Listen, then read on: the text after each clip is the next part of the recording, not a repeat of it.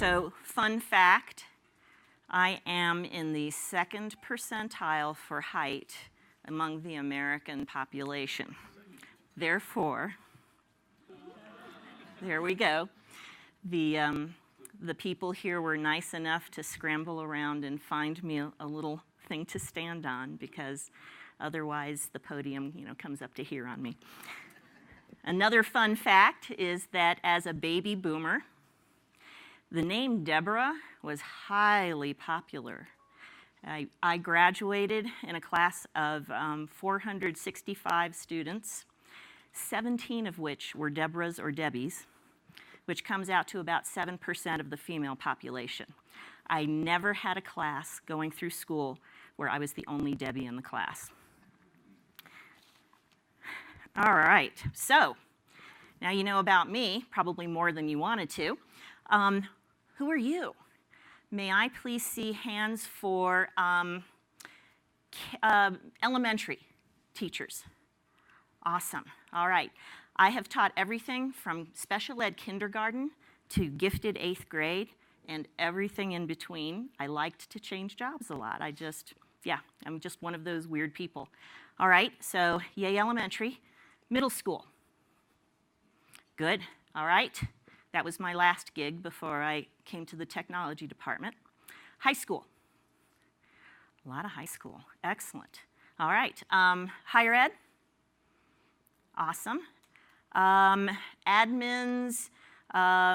technology specialists. A lot of you. Great. Do we have any school administrators here today? Anyone from the dark side? Okay. Awesome. My mom kept trying, she kept saying, you really, get your principal's license. I'm like, no, I can't go to the dark side, Mom, I'm sorry. So, no, I really do. I need to have my kid fix. I find working with kids so energizing, and I still manage to do that by running our school science fair every year. So, it's a lot of fun. Get the kids really thinking and really doing some original research. So, let's see here if I can get this right. All right, we have been a GAFE district since 2011. We are an urban district of about 5,500 students. We have 5 elementaries, 1 middle school, 1 high school. Our journey with Canvas started simultaneously with a 1-to-1 Chromebook initiative at our middle school in 2014. After our our superintendent jumped up on stage the year before and announced we were going 1-to-1, which was a surprise to everyone, except him. And at the elementaries at this point, we are about 1.5-to-1. Our high school is BYOD, but we have a large lending library of Chromebooks because we do have a substantial population of economically disadvantaged students, and we need to make sure that we have a level playing field for them. All right. A while back, we were privileged enough to have Chris Lehman come and talk to our district. If you don't know about Chris Lehman, look him up. He's awesome. And at one point, he talked about technology as needing to be like oxygen. It needs to be ubiquitous, necessary, and invisible. So we really took that to heart as meaning that we want the teachers to be utilizing the tools to do what they do best and not focusing on the tools. So the tools are there for them to use, not the focus of their teaching.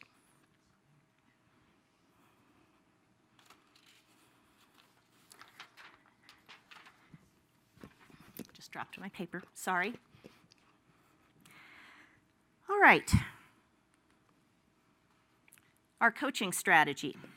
Our teachers are probably your typical bell curve of technology adopters. We have teachers who, no matter what you hand them, they grab it, run with it, and even do things with it that you had no idea that you could do, all the way to our teachers who are still using flip phones and only open their email because they have to. So we have a very wide range, and early on we discovered that it's the same as with kids. One size does not fit all when it comes to PD, when it comes to technology adoption. So we had to quickly learn how to differentiate, which was interesting because we were learning pretty much right alongside the teachers. We were just as new to Canvas as they were. So we kind of ended up differentiating and thinking about, okay, the novices, how do we get them starting in Canvas and getting comfortable with the environment? Because it's really like walking into a brand new skyscraper office building, and this is your first day at work. You have no idea. You know there are restrooms. You know there's a staff lunchroom. You know there are all of these places, but you have no idea how to get to them. And after a while, as you keep working in that building, you develop a mental map. And that's what happens in Canvas as well, and in all technology, is we start to develop these mental maps, and then our comfort level really increases. We are farthest ahead at our middle school because that is where we went to our one-to-one initiative and where we first rolled Canvas out. So the high school, though, is catching up fast. The BYOD has been sometimes a bit of a challenge. I am going to kind of register a disclaimer here that I can't speak much to the Canvas mobile app because we really have not used it much with the students or encouraged the students to use it. We have been pretty much relying on the browser-based version. So if you are a mobile app school, you may find some challenges currently with using the Google LTI. It may function in different ways or not function for the student app for the time being. But the way that, oh shoot, I forgot his name from yesterday. Our speaker, with as passionate as he was about app-based access to Canvas, I'm sure that they're working feverishly to make sure that the apps can do the same thing that the browser-based versions can do. All right. So my main focus today is going to be cloud assignments, but before I get to the cloud assignments, I did want to talk a little bit about the other features of the Google LTI. So first of all, as you get into the LTI, let me see if this works here. Nope, it doesn't. Okay, back. So I'm going to have to go this way.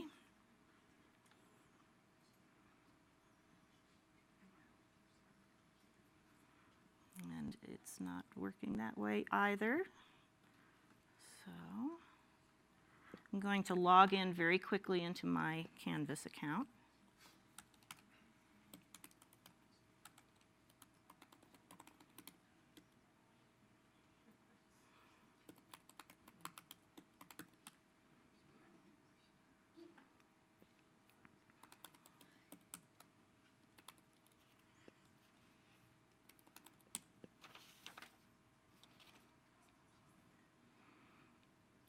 Okay.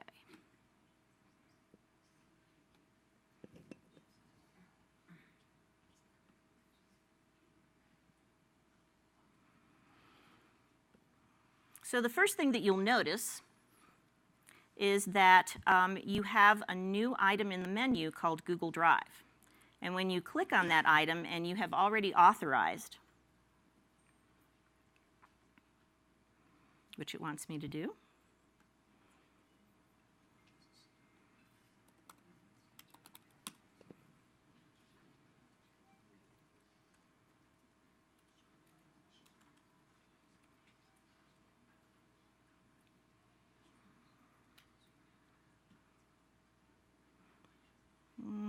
it's not liking me.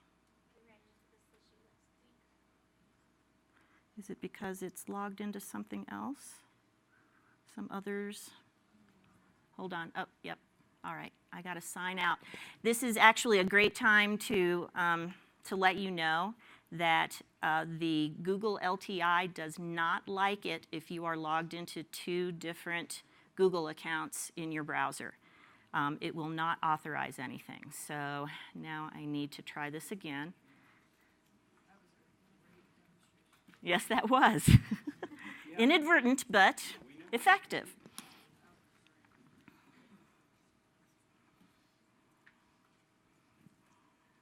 There we go. All right. This is my Google Drive. It looks a little bit different, but everything is there, and there's a nice little search feature. So you can just go in and find your Google-based documents, slideshows, spreadsheets. They're all going to be in here. All right.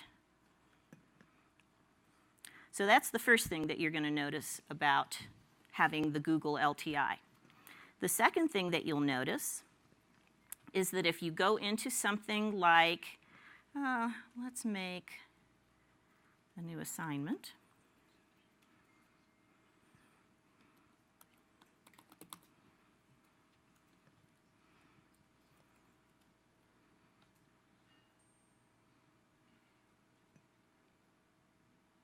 You go into the edit screen.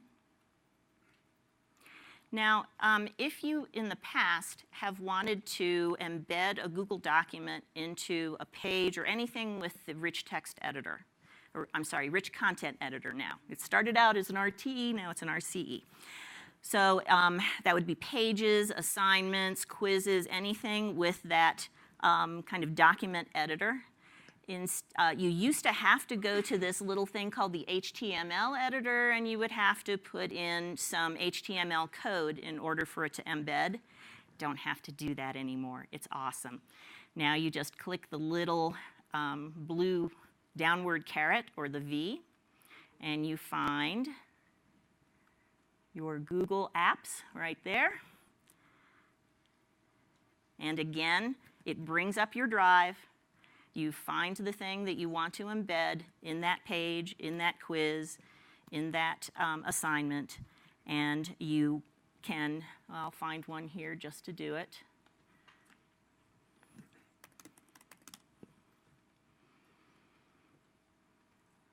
Poetry contest template, perfect.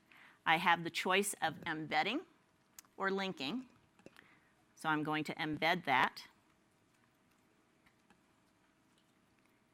It gives you kind of a funky little preview. Don't get worried about how that looks, because then what you do is you click Save. And that funky little preview actually becomes the real thing. So no more, and trying to teach my teachers how to use the HTML editor, they didn't want to have to do any of that. They just wanted things to be easy, and this truly does make it easy.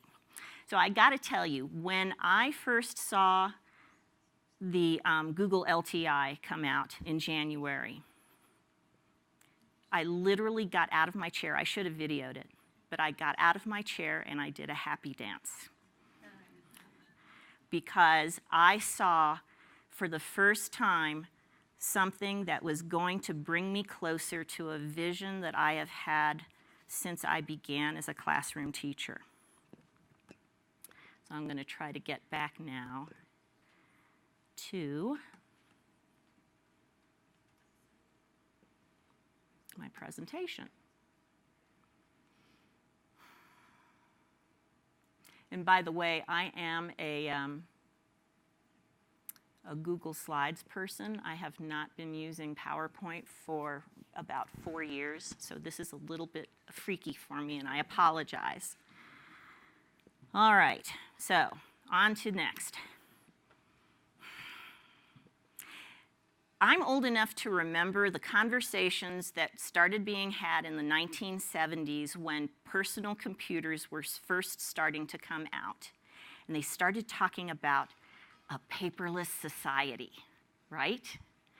And I got really excited about it because I am a tree hugger. But that paperless society actually didn't happen. As a matter of fact, it seemed that the amount of paper that was generated from computer-based kinds of tasks, I mean, the paper burden actually started increasing exponentially. So I started really kind of stressing about this, really worrying, am I going to actually live long enough to see that wonderful paperless society that I had been watching on Star Trek since 1967.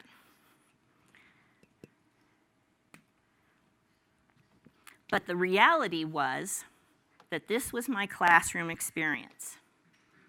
First, I would find a doc on my computer, and I would send the doc to the copier. Actually, no, I would print it out on my little tiny printer and then run to the copier, run down the hall, make copies for each student, plus another at least 10%, usually 15%, because the students always lost them, or I lost the extras for the students who needed to, who had been absent. Then I had to take the class time out to pass out papers. I used to spend time trying to strategize how to pass out papers the fastest so that we would not waste class time with that, because it just drove me crazy. I would try to remember to put the extras in the absence folder, but I'm going to tell you what, I joke about it and say that I am paper challenged. It's really no joke. If you give it to me on paper, I will most likely lose it. So it was just, trying to remember to get it into the absence folder. I would try to make sure that I had class captains who would do that for me. That helped some. Then finally, the students would get done with their papers. I would have to take the class time to collect the papers. I would try to do the basket thing in the back of the room, but then only 2/3 of the kids would actually get to the basket and put their papers in. And then I would be running around after that last 1/3 trying to make sure that they had turned in their papers. Then I would drag those illegible papers home to grade for hours. Very often they came back to school 3 or 4 times, not graded, before I finally would get around to grading them. I would have to take the class time to return them to the students, and then would come those lovely spirited debates about whether or not they had actually turned in their work. And the problem was, because I was paper challenged, I wasn't always sure that they were in the wrong. So when I laid my eyes on Google Cloud assignments, it was like I had died and gone to heaven. Because in Google Cloud assignments, you create an assignment in Canvas using a Google file, and we've been a GAFE district. I say that the way we say Target is Target. We've been a Google district for 6 years now, so our teachers have built a lot in Google. With one click, the students get their own typable copy that they can work on in the Canvas environment or in the Google environment. One click submits their work. They're ready to grade instantly in SpeedGrader, and their work can be resubmitted as many times as it needs to be. So if it's some type of a research paper and they need to revise it, if they need to revise it several times, I have a copy in SpeedGrader of each version of their submitted paper. So no more lost papers, no more arguments. So this is the workflow. You create or decide on the Google Drive file that you're going to use. You create a Canvas assignment as usual, and you can add a rubric if you desire. You choose the Google LTI as the assignment submission method, and you locate and link that Google file. Let's see if this works. Here's a quick little screencast of what it looks like. So there is my file in Google. I've created an assignment. I go to submission type. I choose external tool. Then I find the Google tools. It takes me to my drive. I find the item in my drive.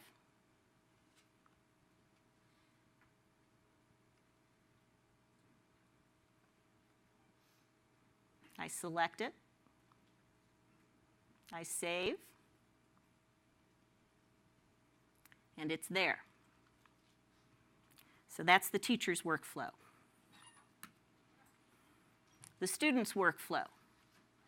Click on the assignment. I always ask them to rename the new copy, because what it does is it uses my assignment name and it just has copy of in front of it. They work on the assignment in Canvas or in Google. They click the little submit button when done, and then if they need to improve it, they work some more, and they click submit again. Here it is from the student point of view.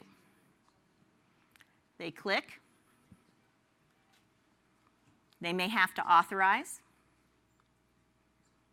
They may have to log into their Google account.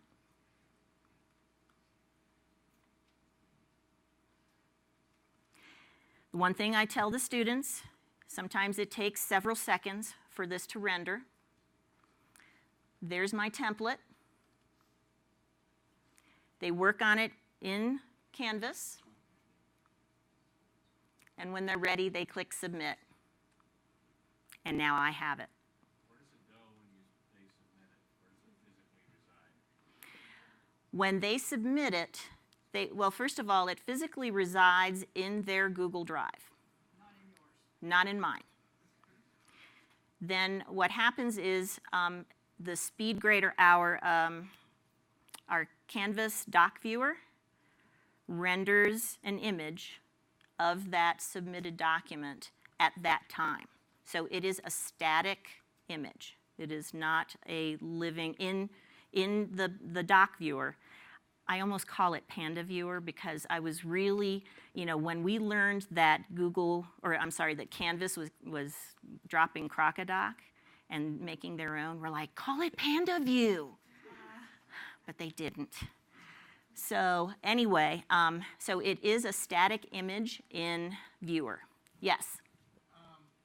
Can students come back to it? Can they start it and then come back to it, or do they have to submit it right then? Great question. The question was, can students come back to it? Because I know where you're thinking with that. In that text, if you say, that an assignment, they have to have a text-based assignment, and they navigate away from that without saving it or submitting it, they lose all their work. It saves it right from where they left off. They come back to it exactly in the same place. So it is literally just like a Google Doc. It is a Google Doc. It behaves exactly in those same ways.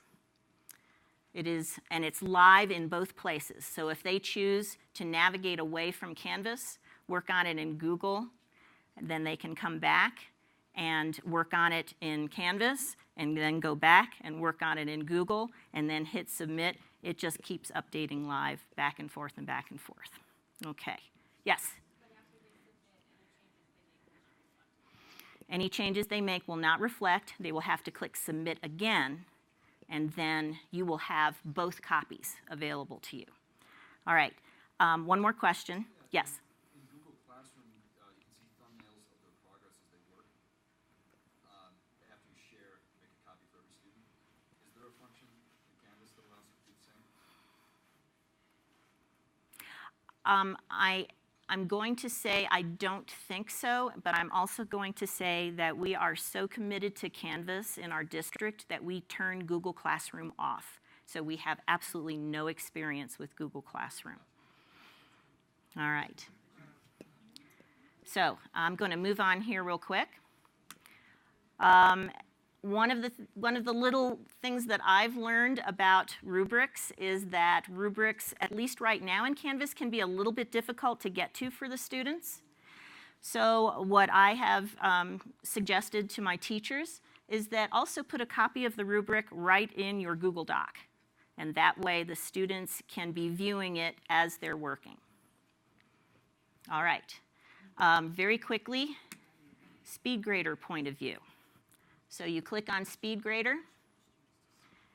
You see the student, and you can annotate on it the same way you always can. But as you can see here, I have a listing of the submissions, and I can go back and forth between the different submissions. You can also download it as a PDF. All right, a couple of cautions. You must add the rubric before choosing external LTI as the submission type. If you choose the LTI and then go, oh, I wanted to add the rubric to it, you're going to have to create a new assignment and kind of start over with it. As you saw earlier, you cannot be logged into multiple Google accounts. You'll have to log all the way out of your Google accounts and back into the account that's linked to Canvas. And also, it requires the student to authorize Google. And if the student is using different devices, it may keep asking them to authorize each time. So they may log into Canvas and then they may have to authorize again. If they're using the same device over and over, they'll just have to authorize that one time, and then it'll hold on to that authorization. All right, there are a couple of little limitations that can actually become big roadblocks, but this is why I love Canvas. I had this in my presentation, and then Canvas came up with a workaround. Thank you. So right now, and it's a Google bug, you cannot insert images into a Google Doc or into a slide or into a spreadsheet from within Canvas. So you have to have the student leave the Canvas environment, go into their Drive environment and work in there, or into the Google environment, okay? But I'm going to show you how Canvas has kind of fixed that. Spreadsheet rendering issues in SpeedGrader. I haven't checked in the last few days. I know that Canvas has been working on it, but just keep in mind that their viewer is still, and I think Mitch kind of alluded to that yesterday, there are a few things that they're working out with that. But I'm confident that they'll have it done pretty soon. Also, you can't use the LTI for group assignments. Actually, you can't even make a group assignment, period, because if you create a group, all you have access to are discussions and collaborations and some others. You can't actually have an assignment for that. But that doesn't mean you can't use the LTI to differentiate. So it's different. Differentiation is different from group assignments.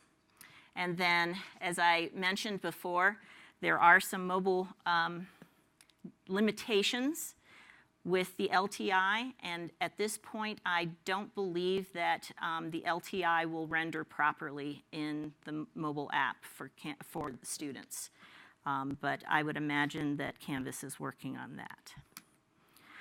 All right, couple of things. I'm going to leave my slideshow here and go back to, oh, did I log out of that?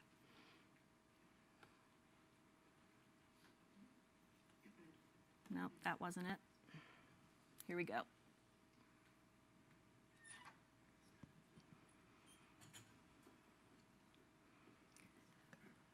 All right. One of the little tricks that I've been teaching my teachers is to do their question and answer kind of worksheets in a table. So you put the questions on one side, and then the students type the answers on the other. So one column is the questions, second column is the answers. When you get it in SpeedGrader, it is so easy just to scan down that second column and see the answers to the questions. So that's just a little trick for that. And here's the workaround that I just alluded to. So no images in Canvas for inserting images into Google Docs through the Canvas environment, which meant that students had to open a new tab, get into their drive, find it in their drive, and then work on it? Well, how about this? Click. Takes them to their Google Drive to that document. So it has just saved a whole lot of trouble. Pardon me? Do it again. That link is automated. So what Canvas has done, there's now a nice little explanation of what the cloud assignment tool is and what the student is seeing. And at the student point of view, it says what you're going to do is da-da-da-da-da. And then there is this automatic link to their version, to their copy of it, because it creates a copy of your template, of your assignment, in their Google Drive in a set of nested folders. And the folder goes like Delaware City Schools, then your course, then that particular assignment.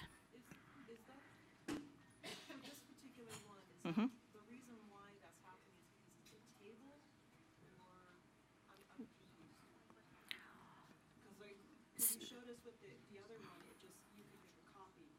Right. Can you this particular one from doing the same thing? She's asking what's keeping it from making a copy. It isn't preventing it from making a copy.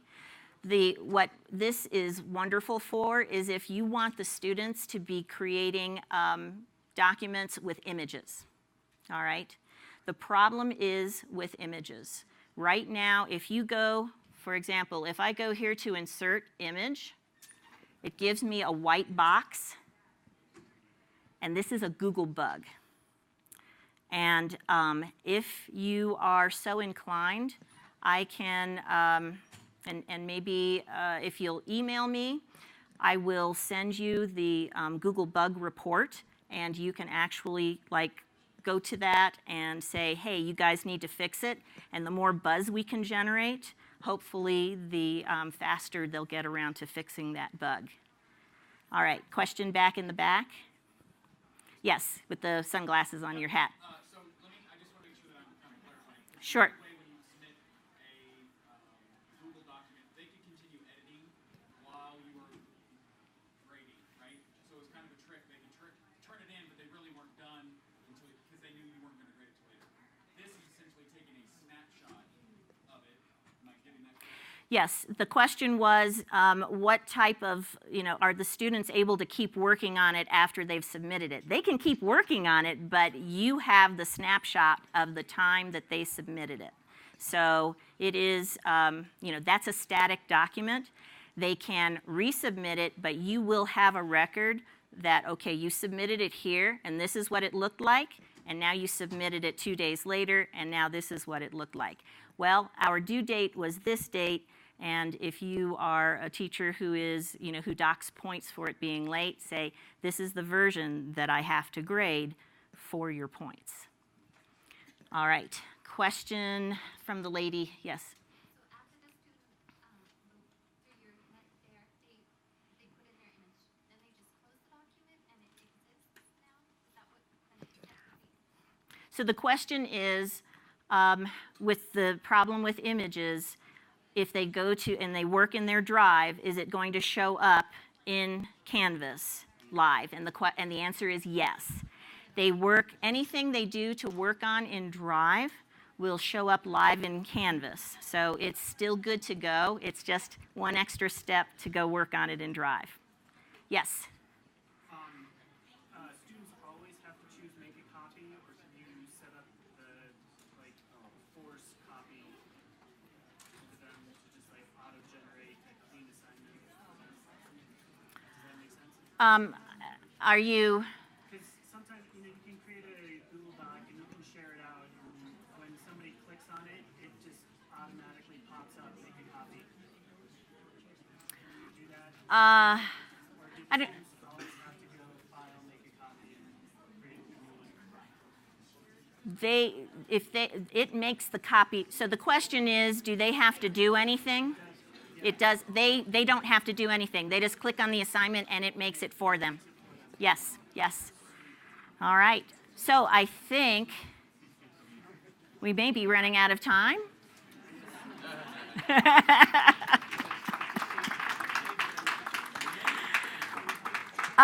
Just so you know that I'm Deborah Bogard at BogardDE at Delaware City Schools. You will be able to email me once we have this posted. And yes, I would love to hear your questions and to help you with anything that you want. Thank you.